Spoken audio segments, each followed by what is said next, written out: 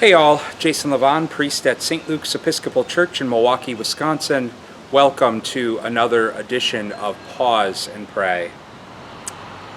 My mom and dad have been married for 56 years, and any couple who's been together that long will talk about some high moments in their journeys together, but also about the fact that most of the love that has woven their lives together has been ordinary, everyday, unromantic love.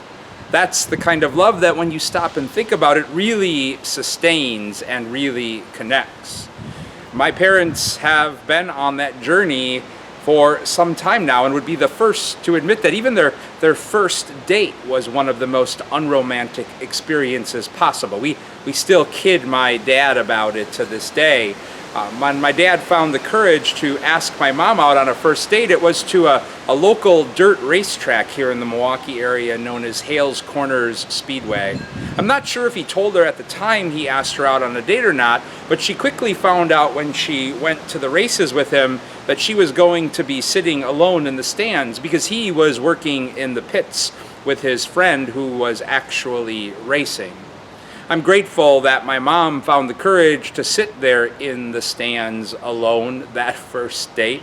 It wasn't the most romantic date at all, but it led to a connection, and I know my sisters and I are incredibly grateful that it did because we're here as a result of it all.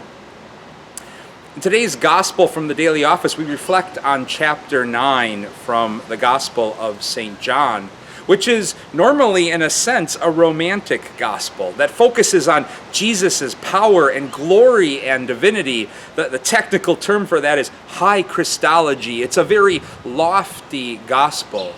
But in chapter 9, we read an account of Jesus giving new sight to a blind person by using spit and mud. It was an act of healing and new possibility and new life that didn't involve the most romantic work at all.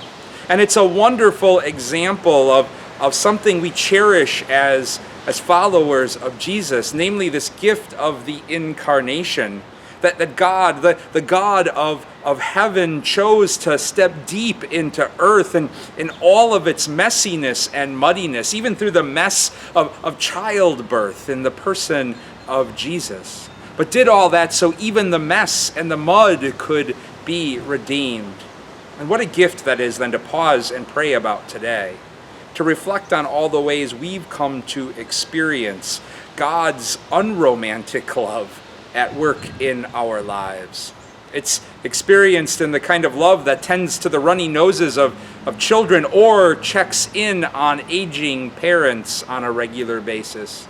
It's the kind of unromantic love that really weaves the lives together of a couple when we stop to think about the day in and day out patience and love and walking with one another. It's even the kind of love that's able to tackle the monotony of adult everyday responsibility, knowing that that's what provides and brings stability to our lives. And ultimately, we end up celebrating the great gift of God loving in unromantic ways, because it's another reminder to us that even the mess and mud of our lives is holy. God's peace and blessings to you all.